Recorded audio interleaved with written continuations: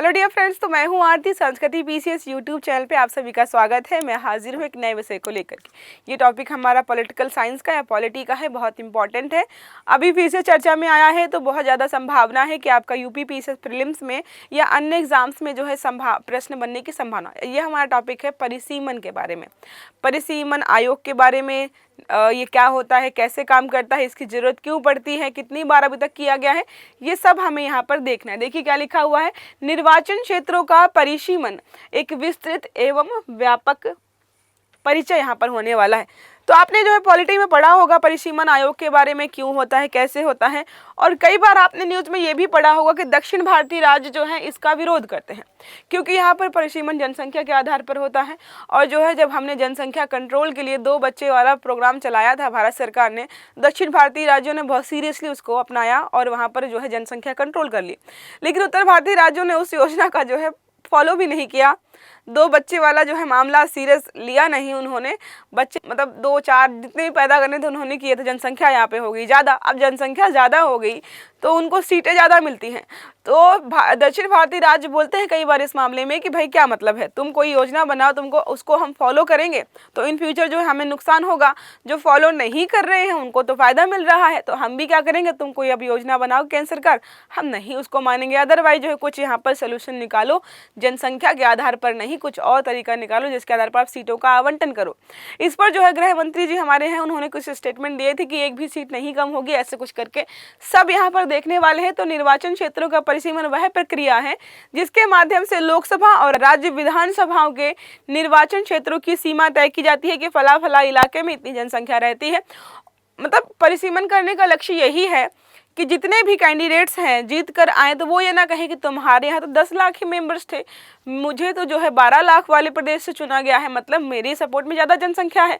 तो ऐसा ना हो, ये ऊंच नीच ना हो, असमानता ना हो, इसको ध्यान में रखकर जो है इसको बनाया गया। देखो, पारदर्शिता, निष्पक्षता और संवैधानिक प्रतिबद्धताओं को भी सुनिश्चित किया जाता है, तभी परिसीमन किया जाता है। समान प्रतिनिधित्व बता दिया मैंने कि जो भी यहाँ पर जो है सेलेक्ट होकर के आया कैंडिडेट जो है चयनित होकर आएगा, निर्वाचित होकर आएगा, ये मेक श्योर करते हैं कि सब बराबर जनसंख्या वाले इलाकों से आए हों। परिसीमन का मुख्य उद्देश्य सुनिश्चित करना है कि प्रत्येक निर्वाचन क्षेत्र में रहने वाले मतदाताओं की संख्या लगभग समान हो। लगभग मतलब जो है 2-4 हज़ार इधर उधर होगा वो चलेगा, बट जो है लगभग समान होनी चाहिए, ताकि कोई जो सांसद है या विधायक है कल को ये ना कहे कि मुझे तो बड़े इलाके से लाया गया है, मेरे यहाँ तो ज़्यादा वो थे मतदाता थे, तुम्हारे यहाँ तो कम थे, तुम्हारी पावर कम है, मेरी पावर ज़्यादा है। ये चीज़ें ना हो। छोटे और बड़े निर्वाचन क्षेत्रों के बीच मतदाताओं की संख्या में अत्यधिक अंतर से बचा जा सकेगा। इन सबको जो है ध्यान में रखकर जो है इसको चलाया गया है। और एक चीज़ जो निर्वाचन आयोग जिस मोटो को लेकर चलता है, एक नागरिक है उसका एक ही वोट है और एक ही मूल्य है।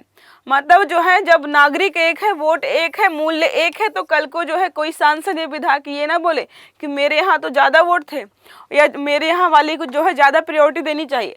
तो जो मतलब समानता है ये सुनिश्चित की जा सके, इसके लिए इसको लाया गया था। अब बात करें निष्पक्ष चुनावी ढांचा की, तो परिसीमन प्रक्रिया चुनावी प्रणाली को अधिक पारदर्शी और न्याय संगत बनाने में सहायक होता है, क्योंकि हमें पता होता है कि ये फला फला इलाका है, यहाँ पर जो है एक कैंडिडेट जीत कर आया है, तो हमें पता है कि इस वाले इलाके की सारी जिम्मेदारी इसकी है, कितने यहाँ पर मतदाता हैं, सब कुछ हमें जानकारी रहती है। इस प्रक्रिया के माध्यम से सुनिश्चित ये भी किया जाता है कि किसी विशेष क्षेत्र या समुदाय को राजनीतिक रूप से बढ़त ना मिले। अब देखो ऐसा होता है, ये मान लीजिए ए इलाका है, यहाँ पर बी इलाका है, ठीक है। अब यहाँ पर अलग अलग जो है इनकी सीटें निर्धारित कर दी गई। अगर सब यहाँ पर एक ही होता तो मान लीजिए कि 2 समुदाय हैं, यहाँ पर जो है यहाँ यादवों की जनसंख्या जो है ज़्यादा है और यहाँ पर ठाकुरों की जनसंख्या ज़्यादा है।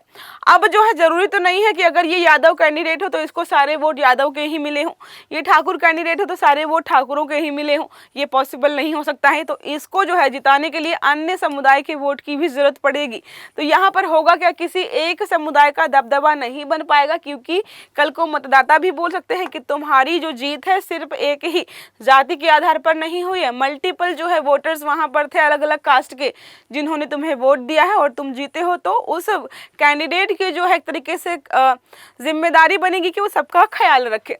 संवैधानिक प्रावधान एवं ऐतिहासिक पृष्ठभूमि की बात करें तो आर्टिकल हमारा 82 कहता है कि हर जनगणना के बाद लोकसभा में सीटों की आवंटन और राज्यों के भीतर निर्वाचन क्षेत्रों का यहाँ पर समायोजन होगा, लेकिन हर इलेक्शन के बाद ऐसा नहीं हुआ है, कुछ समय से जो स्थगित है हम यहाँ पर देख लेंगे। आर्टिकल हमारा 173 का कहता है कि राज्य विधानसभाओं में सीटों का कुल संख्या या सीटों की कुल संख्या उनके परिसीमन के नियमों को निर्दिष्ट करती है कि भाई कितने इलाके हैं, कहाँ कहाँ से कितने कैंडिडेट्स आए हैं। इस प्रावधान के तहत जो है राज्य में जनसंख्या के आधार पर सीटों का आवंटन होता है, जैसा आपको बताया, जिसकी वजह से दक्षिण भारतीय राज्य जो है गुस्सा करते हैं।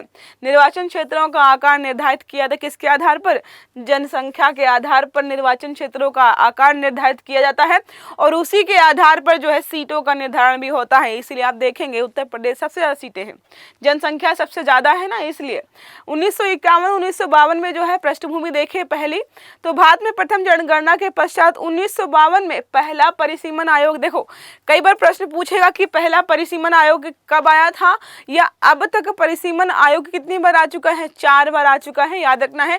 1952 है, 1962 है, 1972 है और लास्ट जो है 2002 में आया था। 2002 से लेकर के 2026 तक इसको जो है मतलब तरीके स्थगित कर दिया गया है। इस बीच जो है सीटें नहीं बढ़ेंगी, ठीक है, सीटें नहीं बढ़ेंगी, जनसंख्या जरूर बढ़ रही है, उनकी काउंटिंग भी होती रहती है। देखिए लिखा है अटल बिहारी वाजपेयी सरकार ने 2002 से लेकर 2026 तक कायम रखने का प्रावधान सुनिश्चित किया है, तब से जो है इसमें जो है सीटें नहीं बढ़ी हैं। हालिया परिसीमन की बात करें 2001 की जनगणना के आधार पर पिछले परिसीमन में कुछ क्षेत्रों की सीमाएं तय की गई हैं। हालिया जो परिसीमन हुआ है सीमाएं तो तय की गई हैं, लेकिन सीटों में कोई भी यहाँ पर जो है चेंजेस नहीं आए हैं। अभी पूछ ले कि अभी हाल ही में परिसीमन आयोग ने जो है कुछ चुनावी क्षेत्रों की जो है सीमा फिर से निर्धारित की है, साथ में जो है सीटों को भी बढ़ाया है, घटाया है, बढ़ाया ही होगा, जनसंख्या बढ़ रही है। ऐसे स्टेटमेंट दे तो आपको क्या करना है, बताना है कि नहीं सीमा जो है चेंज की गई है लेकिन संख्या नहीं बढ़ाई गई है ना ही घटाई गई है, क्योंकि उसे 2026 तक स्थगित कर रखा गया है। 2026 के बाद ही यहाँ पर जो है सीटों पर जो है कुछ बदलाव हमें दिखाई देंगे। अब बात करें इसकी विस्तृत प्रक्रिया की कि कैसे बनता है, कहाँ से शुरू होता है। देखो परिसीमन आयोग एक स्वतंत्र निकाय है, राष्ट्रपति द्वारा नियुक्त किया जाता है। आयोग की अध्यक्षता जो है एक सेवानिवृत्त सुप्रीम कोर्ट का कोई जज होता है वही करता है। आयोग को पूरी तरह से स्वतंत्र रखा गया, केंद्र सरकार का कोई हस्तक्षेप नहीं है, ताकि जो है सीटों से संबंधित या जो है क्षेत्र से संबंधित कोई जो है यहाँ पर दबाव ना पड़े उस पर, ठीक है। मौजूदा सांसद और विधायक अपनी सलाह देने के लिए नियुक्त किए जाते हैं और एसोसिएट सदस्य भी जो है इस आयोग का हिस्सा होते हैं। ये सारे जो है यहाँ पर जो है आते हैं, सलाह देते हैं। अब बात करें कैसे बनता है ये, तो जनगणना का डेटा का विश्लेषण किया जाता है। मोस्ट इंपॉर्टेंट चीज जनगणना है। जनगणना पहले की जाती है कि कहाँ किस इलाके में कितनी जनसंख्या निवास कर रही है, प्रत्येक निर्वाचक क्षेत्र की जो है यहाँ पर चीजें देखी जाती है। लास्ट होता है नक्शे और जो है प्रस्ताव का निर्माण। जब जनगणना होगी उसके बाद क्या करेंगे, मौजूदा जो है आयोग हमारा नक्शे की समीक्षा करता है और फिर क्या है नए निर्वाचन क्षेत्र का प्रस्ताव यहाँ पर जो है प्रस्तुत किया जाता है। भौगोलिक विशेषताओं, प्राकृतिक बाधाओं, प्रशासनिक क्षेत्रों, सांस्कृतिक या ऐतिहासिक दृष्टिकोण को भी यहाँ पर ध्यान में रखा जाता है। सब कुछ ध्यान में रखते हैं, सिर्फ और सिर्फ जो है नंबर्स नहीं देखते हैं। या तो समझ में आ गया, ये सारा जो है प्रस्ताव में होता है, उसके बाद जो है नक्शा बनता है और आगे जाता है। अब क्या होता है, सार्वजनिक परामर्श और सुनवाई भी होती है। कई मामलों में जो है सार्वजनिक परामर्श लिया जाता है कि ये जो हम कर रहे हैं वो मतलब इससे होता यह है कि सरकार को या जो आयोग काम करे उसको पता चलता है कि हाँ हम इसको और बेहतर क्या कर सकते हैं, क्योंकि जो आम जनता है वो इस बारे में क्या विचार करती है। नेक्स्ट हमारा है अंतिम आदेश एवं कार्यान्वयन। सभी सुझावों और टिप्पणियों के पश्चात आयोग अंतिम नक्शा तैयार करता है और जो है सरकारी आदेश के रूप में जारी किया जाता है इसको। चुनौती देने का कोई कानून नहीं है। देखो, चुनौती देने का कोई कानूनी साधन नहीं रहता है। अब सब कुछ तो कर लिया उन्होंने, शुरू से लेकर अंत तक जो है, अब जो है फाइनल बनाया है, तो आप यहाँ पर किस आधार पर चुनौती देंगे? कुछ गड़बड़ था तो पहले ही बता देते कि यहाँ पर चीजें ठीक नहीं है। आदेश जो है लोकसभा तथा राज्य विधानसभाओं में सीटों के आवंटन, निर्वाचन क्षेत्रों और पुनर्समायोजन को लागू करने में महत्वपूर्ण जो है भूमिका निभाती है। तो ये सारी प्रक्रिया है, यहाँ तक आते आते सब कुछ इतना हो जाता है। स्वतंत्रता और निष्पक्षता की बात करें तो भाई केंद्र सरकार से बिल्कुल स्वतंत्र रखा गया है, कोई हस्तक्षेप यहाँ पर नहीं होगा, कुछ भी नहीं किया जाएगा। देखो, आयोग की प्रक्रिया पूरी तरीके से पारदर्शी होती है, नक्शे एवं आदेश पर कोई कानूनी चुनौती स्वीकार नहीं की जाती है। सब कुछ यहाँ पर सामने रखा गया है। जनगणना डेटा की अहमियत क्यों है, मैंने आपको बताया है कि यहाँ पर जनगणना के आधार पर ही जो है एरिया को जो है एक तरीके से सीमा निर्धारित की जाती है। जनसंख्या घनत्व कितना है, सामाजिक आर्थिक स्थितियाँ कितनी है, इन सबको जो है ध्यान में रखकर जो है चीज़ों का पुनर्निर्धारण किया जाता है। अब बात करें क्षेत्रीय प्रभाव एवं चिंताएं क्या हैं इसको लेकर के, तो कई लोग जो है सपोर्ट में रहते हैं, कई लोग जो है इसका विरोध भी करते हैं। दक्षिण राज्यों में इसका विरोध हो रहा है, जैसा आपको बताया मैंने, क्योंकि वहाँ पे जनसंख्या है कम। उन्होंने जो है नियमों कानूनों को मांगा, 2 बच्चों वाले योजना को जो है अपनाया, तो बोलते हैं कि जो है हमें जो है जनसंख्या के आधार पर सीट नहीं चाहिए।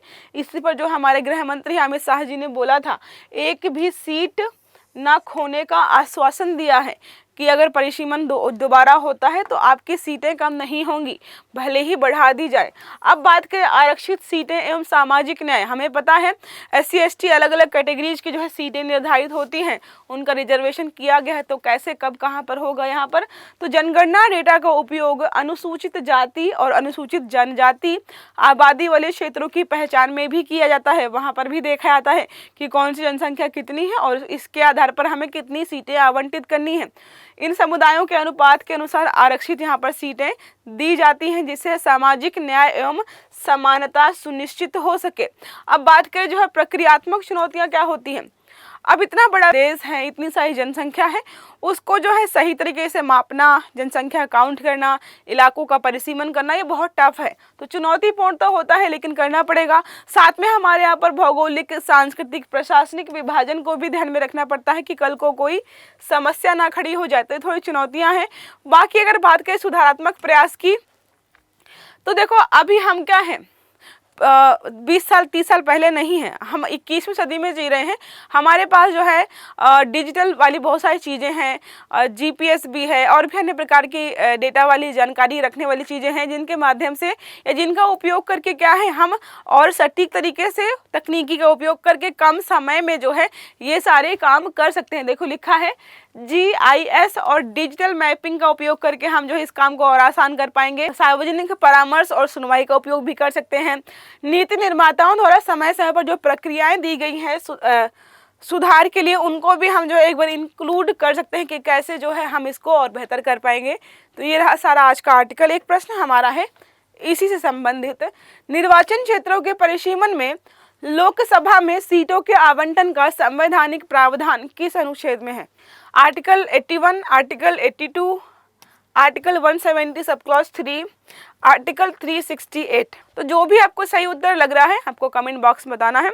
आई होप आपको समझ में आ गया होगा परिसीमन आयोग काम कैसे करता है, क्यों बनाया गया है और अब तक जो है कितनी बार इसका गठन किया जा चुका है और अगला जो है परिसीमन आयोग कब बनेगा, ये तो मैंने आपको बता दिया है। तो अगर क्लास अच्छी लगी है तो लाइक जरूर करिएगा, चैनल को सब्सक्राइब करना मत भूलिएगा, बेल आइकन दबाइएगा ताकि जितने भी हमारे आर्टिकल्स हैं वो सारे आपको समय पर मिलते रहें। अच्छे से पढ़िएगा। Have a good day. Thank you.